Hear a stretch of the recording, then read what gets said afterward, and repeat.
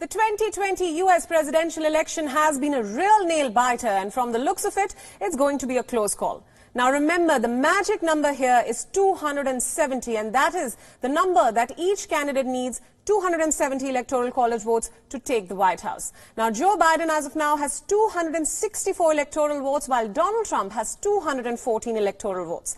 Now remember, even though Joe Biden has taken a lead as of now, it is still too early and difficult to predict how things will pan out eventually for the country. One of the reasons is that Team Trump has said that it will resort to legal action. Remember yesterday, Donald Trump shocked America and the world to a certain extent when he said that he doesn't want any more votes to be counted and all but declared a victory early on. Now, before we get into all that, it is crucial to get a sense of the numbers. And let's start with the key state of Pennsylvania that you can see on your screens right now.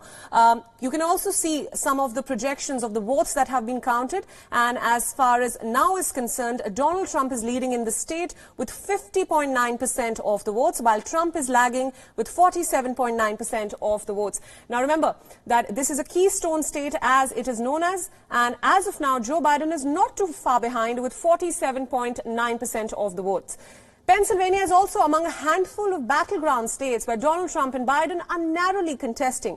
Trump had earlier prematurely declared victory when he held a 675,000 vote lead.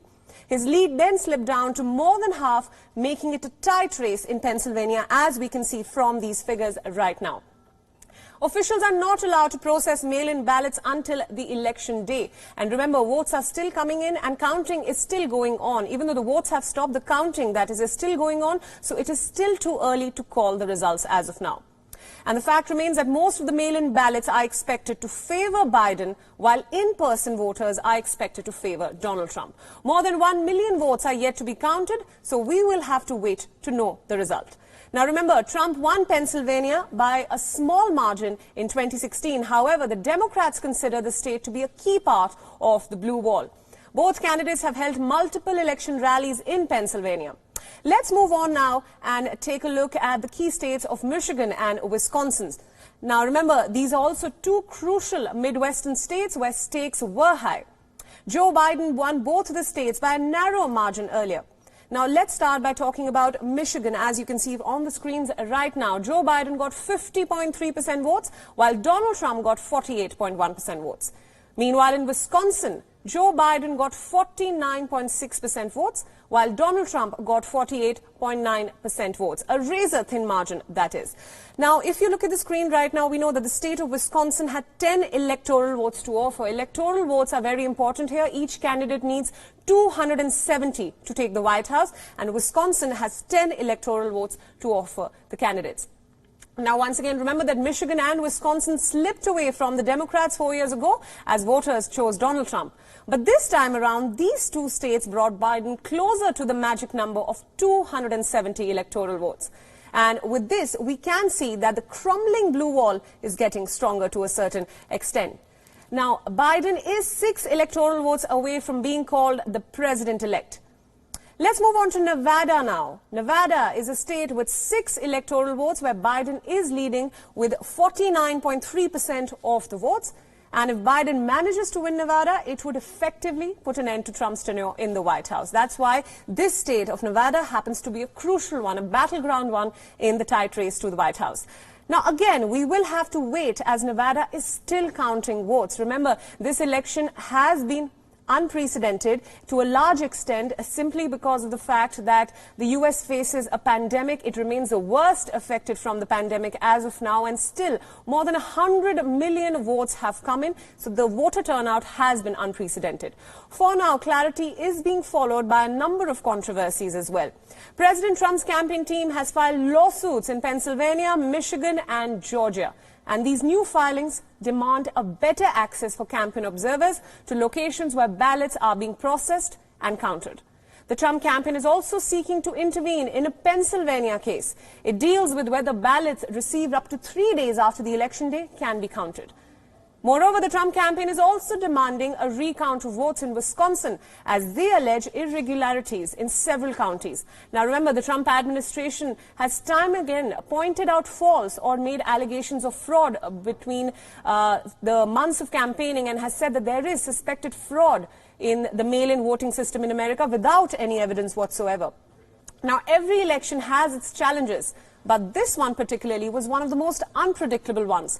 Unlike previous elections, states this time, as we have seen, are dealing with an avalanche of mail-in ballots. At least 103 million people voted early, either by mail or in person. Now, this is 74% of the total votes cast in 2016. Now let's move on. Count every vote. This is the new battle cry for voters who are protesting against President Donald Trump in the aftermath of an action-packed election night. The world has its eyes glued to the US election as of now. With counting still underway, it's too soon to make a call in this controversial election. But the question is, after US President Donald Trump and his allies flooded social media with false claims of victory, protesters took to the streets, demanding that states count all the ballots. So increasingly, as we can see from these visuals, demands have grown to count all the ballots, count every vote in one of the most controversial elections in history. Anticipation and anxiety is resulting in chaos and unrest on the streets. So let's show you the scenes across different states in America. Let's begin with New York. Now, in New York, the different protesters chanted, "Demand democracy," and "Every vote counts." These were the chants of the different protesters on the streets as hundreds found their way through the city.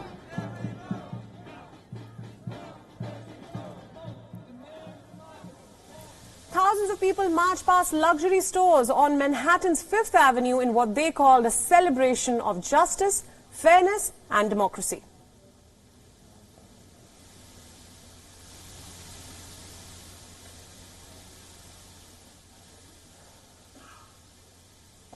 Similar rallies also took place in Chicago with a large sign, "Count every vote." People marched through the city's streets. The outcome of the hard-fought contest for the presidency remains undecided as of now, which has now stirred concerns that prolonged uncertainty could spark further conflict and civil unrest across different cities. 200 people gathered at Oakland City Hall after President Donald Trump called for a halt to ballot tabulations, with the election outcome still unsettled. In Boston as well, residents voiced the same sentiment on Wednesday. Trump's campaign had claimed that it had won Pennsylvania, where votes are still being counted, and the claims come as Trump's lead in battleground states has evaporated as more ballots are being counted.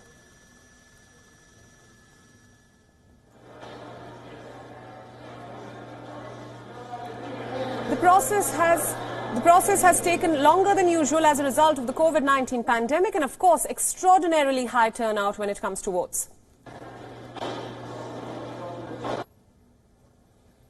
Philadelphians also expressed disappointment on Wednesday morning after Election Day that the results were not in yet.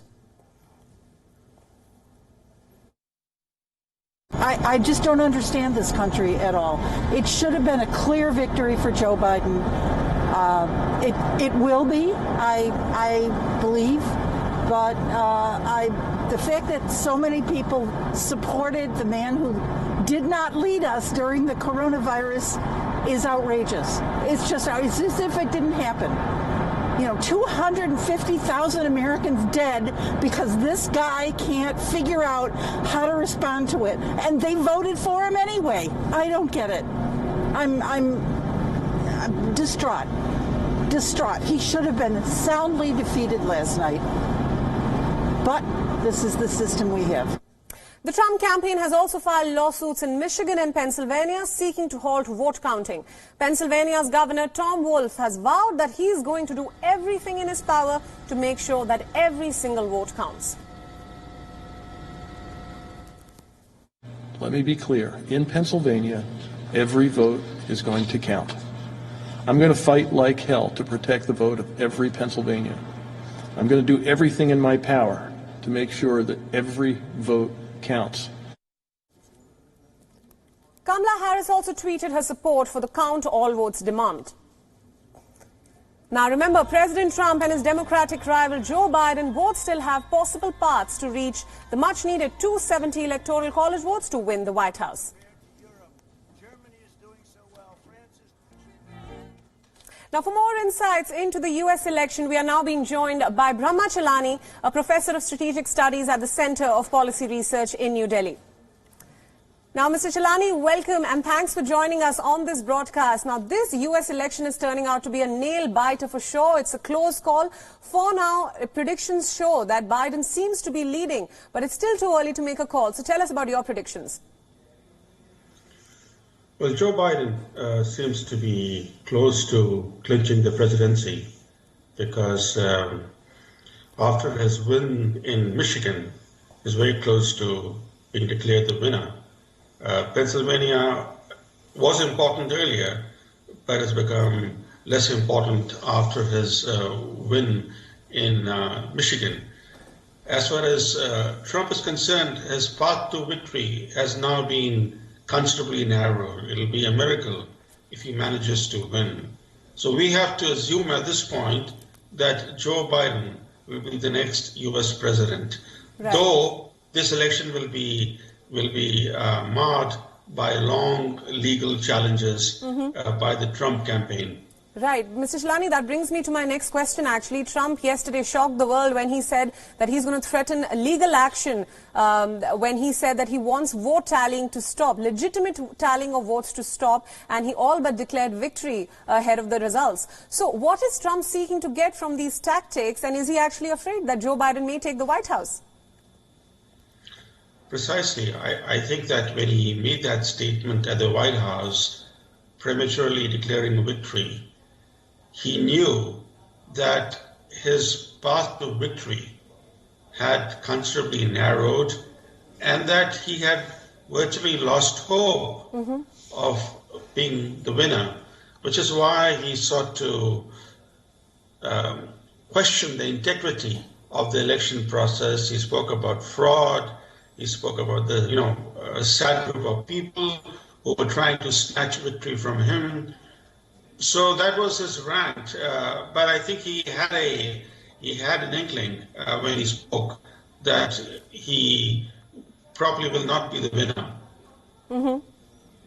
Right. My next question for you, Professor, let's talk about the India-US dynamics. Now, India and the US have shared a strong relationship, mostly because of the camaraderie between Prime Minister Narendra Modi and President Trump. How do we see that changing should a new president come to the White House? India is a bright spot in US foreign policy. There's bipartisan support in Washington for building stronger ties with India. Right. So the fundamental direction of the US-India relationship will not change. But there are a couple of things we have to keep in mind, that under Trump, the US government did not comment on domestic Indian political issues. This is going to change, right. And this will create new irritants. And one has to bear in mind Biden's past record.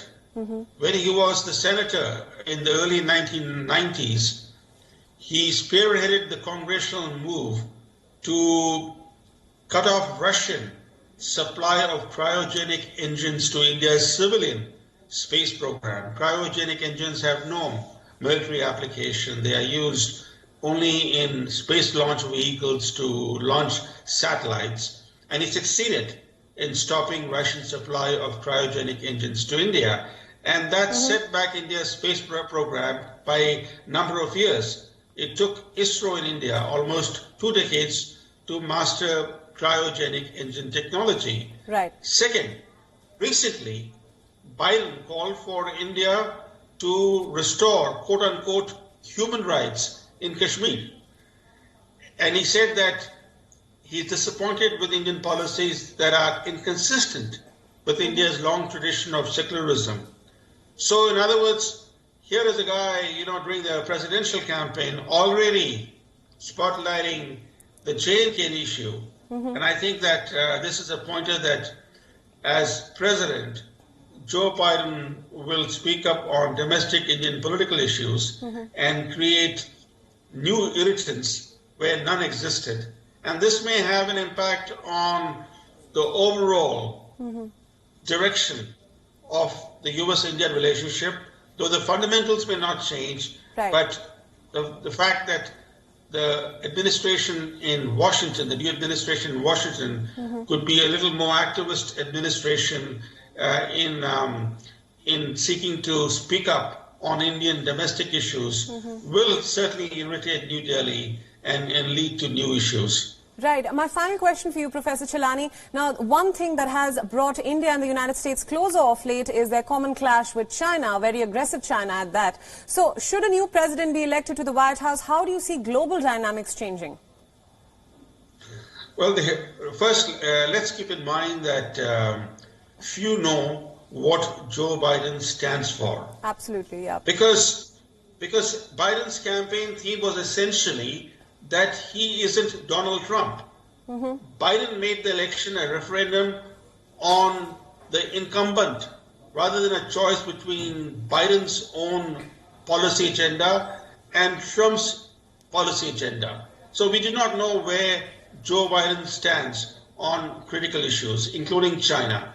Second, his son Hunter Biden has been involved with the Chinese state companies for quite some time, and he has made a fortune through his business dealings with Chinese companies.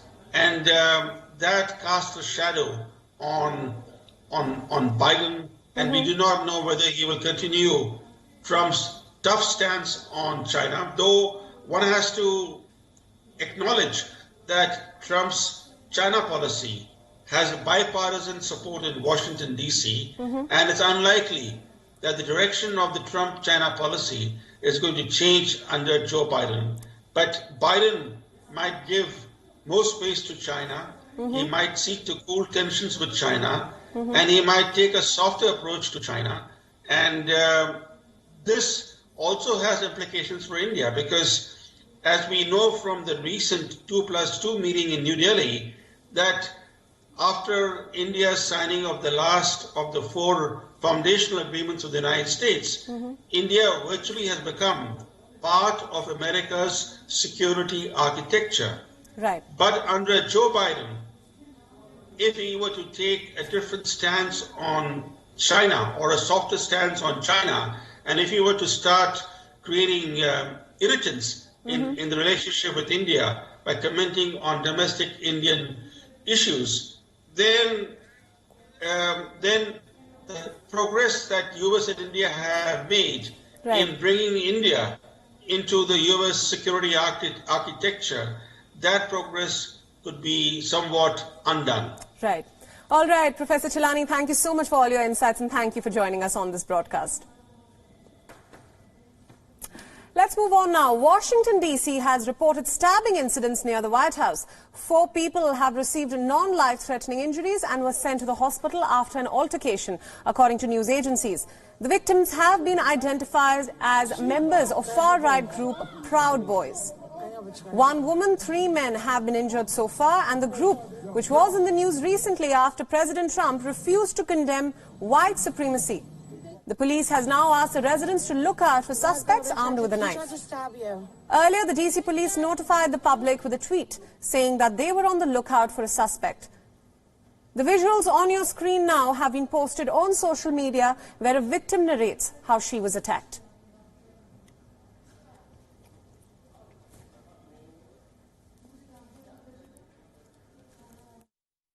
I have to see. Look, I have to see. No, I'm not going to just say yes. I'm not going to say no, and I didn't last time either. And with that, it's a wrap on this newscast. Thanks for watching WION World is One with me, Priyanka Sharma. Stay tuned to WION for all updates about the upcoming US results.